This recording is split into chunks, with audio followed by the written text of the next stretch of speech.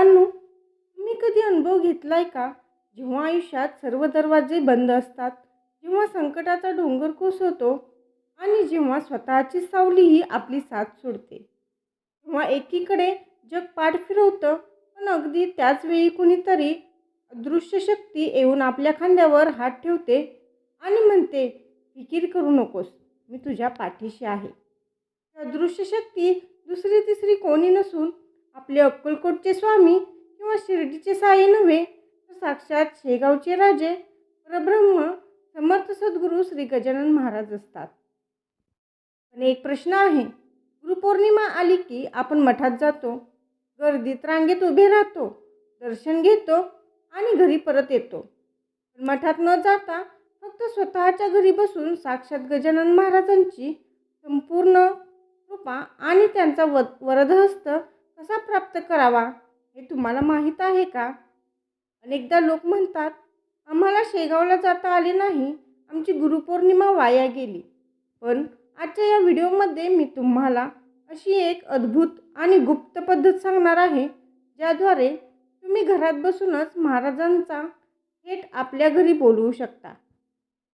जर तुम्हालाही तुमच्या घरातील दरिद्री, आजारपण आणि अळसूटपणा कायमचा संपवून महाराजांची असीम कृपा मिळवायची असेल, तर आजचा हा व्हिडिओ शेवटपर्यंत नक्की पहा. हा व्हिडिओ तुमचा गुरुपौर्णिमा बघण्याचा आणि साजरी करण्याचा दृष्टिकोन पूर्णपणे बदलून टाकणार आहे. भक्तांनो, शेगाव दरबार या आपल्या लाडक्या वाहिनीवर तुम्हा सर्व गजानन भक्तांचे मनापासून स्वागत. गुरुपौर्णिमा हा दिवस म्हणजे केवळ सण नाही, तर तो शिष्याच्या समर्पणाचा आणि गुरुपौर्णिमेचा सोहळा आहे. गुरुविना कोण दाखवूनी वाटा या उक्तीवर आपल्या आयुष्यात अंधारातून प्रकाशाकडे नेणारे सद्गुरू हेच आपले सर्वस्व असतात. आणि जेव्हा आपले सद्गुरू हे साक्षात अनंत कोटी ब्रह्मांड नायक गजानन महाराज असतात, तेव्हा आपल्याला दुसरं कशाचीही भीती बाळगण्याची गरज उरत नाही. अनेक भक्तांचा असा गैरसमज असतो की गुरुपौर्णिमेला शेगावच्या मठात जाऊन दर्शन घेतले तरच महाराज पावतात आणि घरी राहिले तर महाराज आपल्याला विसरतात. हा अगदी चुकीचा विचार आहे. संतांसाठी लांब किंवा जवळ असे अंतर नसते. फक्त जिथे श्रद्धा असते तिथे आर्त हाक मारतो महाराज तिथे तात्काळ हजर राहतात. आज आपण या विशेष व्हिडिओमध्ये पाहणार आहोत की गुरुपौर्णिमेच्या दिवशी घरातल्या घरात राहून साक्षात गजानन महाराजांची कृपा कशी खेचून आणायची आणि घराचे रूपांतर एका पवित्र मठात कसे करायचे. भक्तांनो, महाराजांना स्वच्छ आणि पवित्र जागा सर्वात जास्त आवडते. महाराज जेव्हा अकोलीत किंवा शेगावात वागायचे, तेव्हा ते कधीही मळक्या किंवा घाणेरड्या ठिकाणी रेंगाळले नाहीत. त्यांचा वास नेहमी निर्मळ आणि पवित्र ठिकाणी असे. म्हणूनच गुरुपौर्णिमेला महाराजांची कृपा मिळवायची असेल तर सर्वात आधी तुमच्या घराची शुद्धी करावी लागेल. गुरुपौर्णिमेच्या आदल्या दिवशी किंवा पौर्णिमेच्या सकाळी लवकर संपूर्ण घर झाडून पुसून चकाचक करा. देवाऱ्याची स्वच्छता करा. जुनाट, तुटलेला आणि न वापरणारा कचरा घराबाहेर फेकून द्या. कारण वास्तूनुसार हा कचरा नकारात्मक ऊर्जा निर्माण करतो. घरातील सर्व कोपऱ्यांमध्ये गोमूत्र किंवा खडे मीठ टाकलेले पाणी शिंपडा. यामुळे घरातील सर्व दृष्ट नकारात्मक ऊर्जा नष्ट होते आणि सकारात्मक ऊर्जेचा संचार होतो. आपल्या संस्कृतीत घराचा उंबरठा हा खूप पवित्र मानला जातो. उंबरठ्याला स्वच्छ धुवून त्यावर हळदी कुंकू वाहून छोटी रांगोळी काढा. कारण महाराज अनेकदा भक्तांच्या उंबरठ्यावर उभे राहतात अशी भाविकांची श्रद्धा आहे. गुरुपौर्णिमेच्या दिवशी सकाळी सूर्योदयापूर्वी उठा.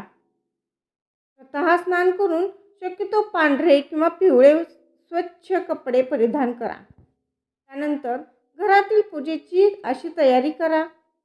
देवाऱ्याजवळ किंवा हॉलमध्ये एक पाट किंवा चौरंग ठेवा आणि त्यावर पिवळे वस्त्र अंथरा.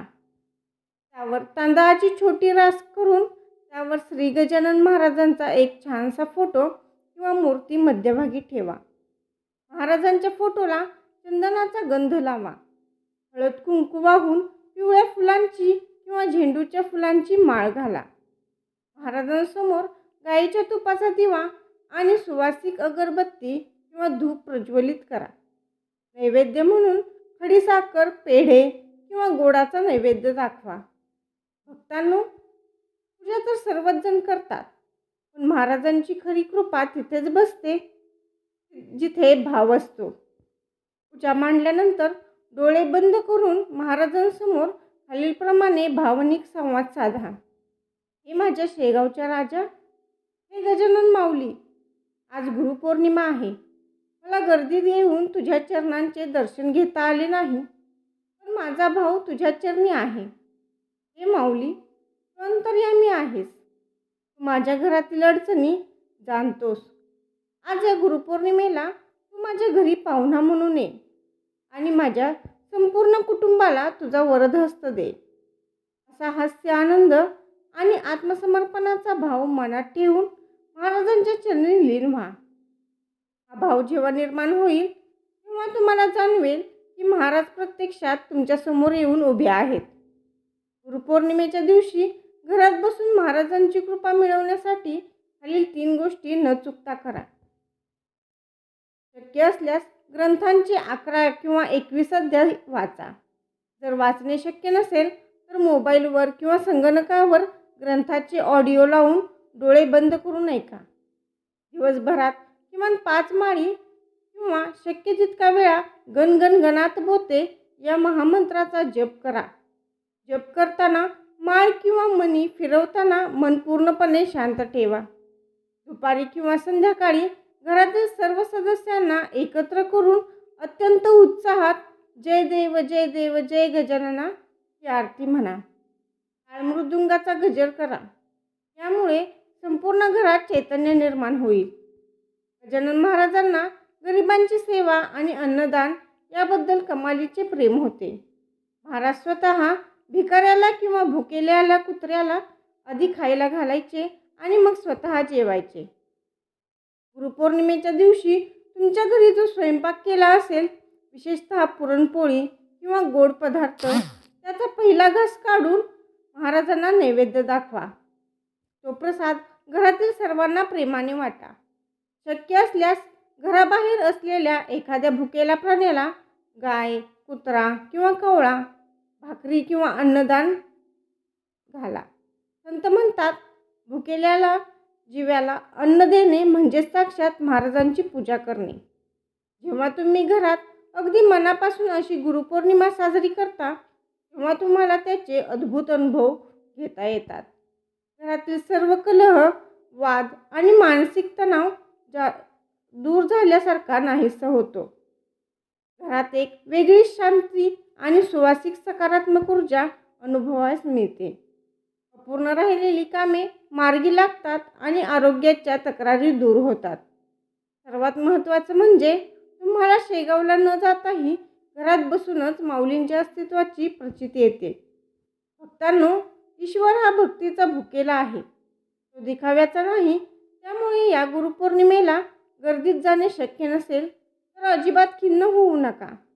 आजच ठरवा की या गुरुपौर्णिमेला आपण आपल्या घरीच बसून साक्षात गजानन महाराजांचे दरबार भरणार आहोत. तुम्ही या गुरुपौर्णिमेला घरी कशी पूजा करणार आहात हे आम्हाला कमेंट बॉक्समध्ये गणगणगणात बोते माऊली माझ्या घरी या लिहून नक्की सांगा.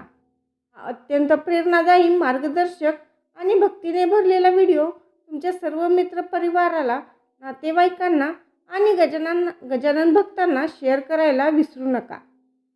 कारण आपल्या शेगाव दरबार चॅनलला आत्ताच सबस्क्राईब करा, जेणेकरून महाराजांच्या अशाच अद्भुत लीला आणि भक्तिमार्ग तुमच्यापर्यंत पोहोचत राहील. चला तर मग शेगावच्या राजाच्या चरणी लीन होऊन मोठ्याने गजर करूया. अनंत कोटी ब्रह्मांड नायक, महाराजाधिराज, योगीराज, परब्रह्म सच्चिदानंद, भक्त प्रतिपालक, शेगाव निवासी, समर्थ सद्गुरू श्री गजानन महाराज की जय. गणगण गणात बोते.